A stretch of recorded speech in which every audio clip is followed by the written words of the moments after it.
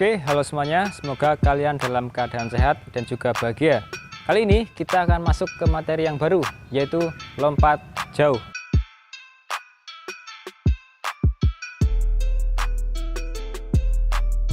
Seperti biasa, kita mulai dari pengertian dan sejarahnya terlebih dahulu. Oke, lompat jauh merupakan olahraga yang membutuhkan kekuatan, ketangkasan, dan kecepatan untuk melompat sejauh mungkin.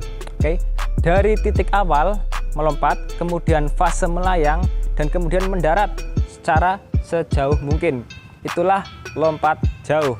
Nah, lompat jauh ini masuk ke dalam kategori olahraga atletik, yaitu nomor lompat. Ya, dalam atletik ada 3 nomor. 1 nomor lompat, 2 nomor lari, 3 nomor lempar. Oke, kalau nomor lari kita sudah paham ya, ada lari jarak pendek, jarak menengah, jarak jauh, ada lari estafet, lari halang rintang, dan juga ada jalan cepat.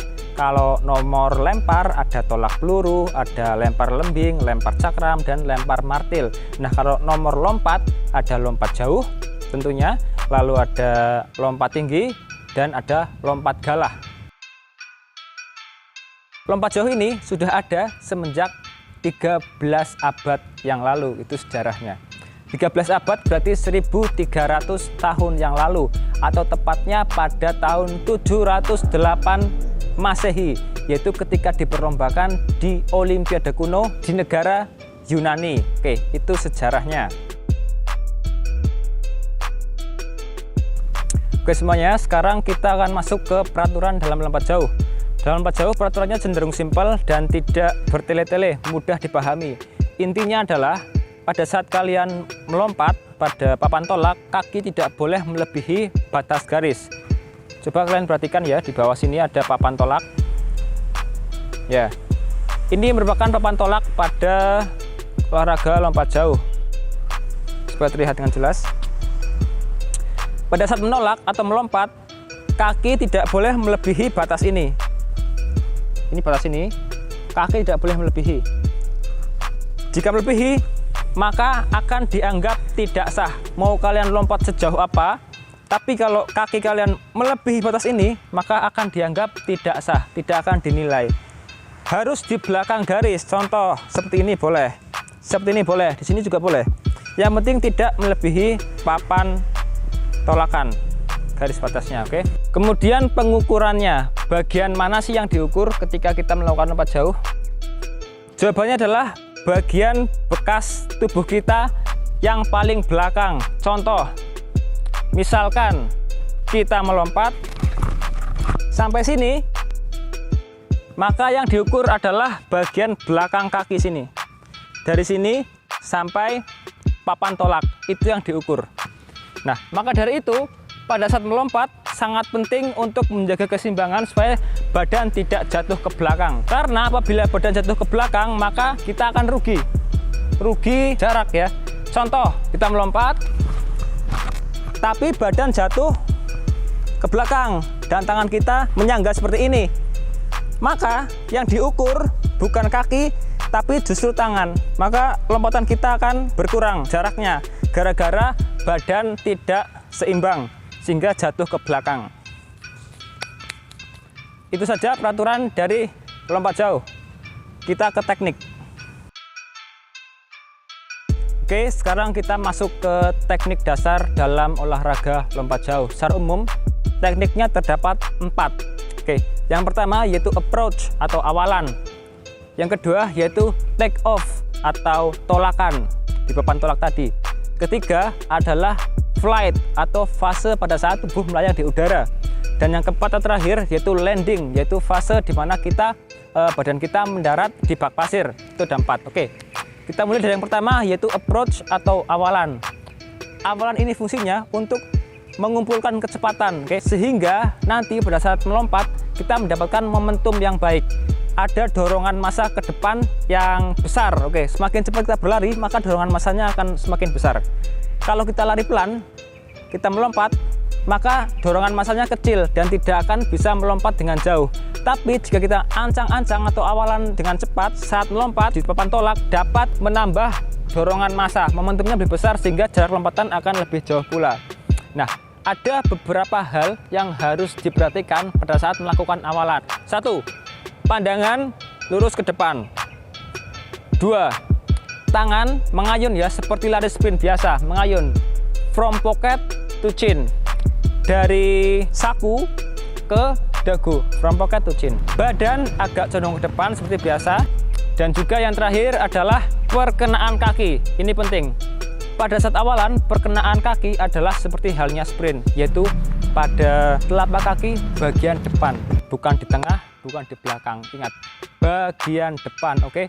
Sehingga lari kita jauh lebih ringan ya, tidak berat, dan juga menghindarkan kita dari cedera. Apabila kita memaksakan untuk melakukan lari awalan menggunakan kaki mungkin bagian tumit atau bagian samping, itu akan bisa menimbulkan cedera. Oke, untuk latihan awalan ini bisa dilakukan dengan lari sprint sepanjang 10 sampai 20 meter secara berulang-ulang, dan panjang lintasan pada olahraga lompat jauh yaitu sekitar 40 sampai 45 meter. Kita masuk ke teknik yang kedua, yaitu tadi setelah awalan, yaitu tolakan atau take off ya.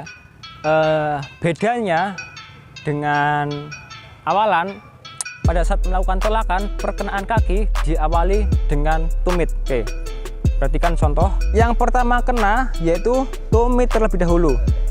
Setelah itu kaki bagian tengah, kemudian kaki bagian depan, lalu lompat.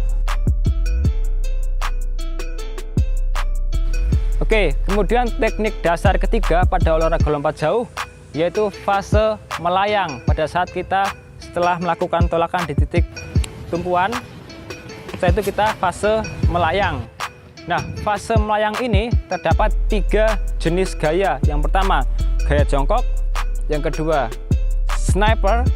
Dan yang ketiga, walking in the air atau berjalan di udara.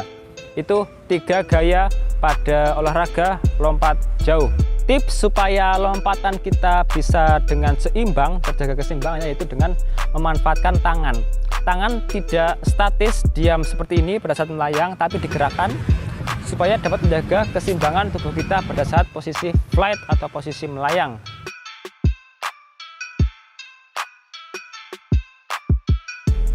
Oke, kita sekarang masuk ke teknik yang terakhir pada olahraga lompat jauh, yaitu teknik landing atau mendarat di bak pasir. Oke, hal yang perlu diperhatikan pada teknik landing ini adalah 1.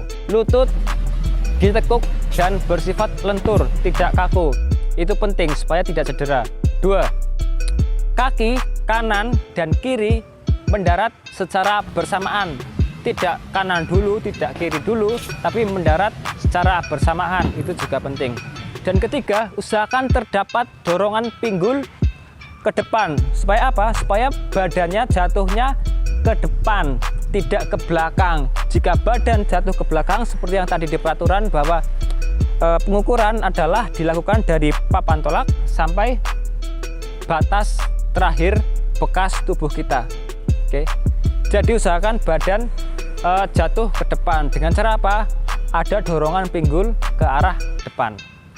Itu teknik pada saat melakukan landing atau pendaratan pada olahraga lompat jauh.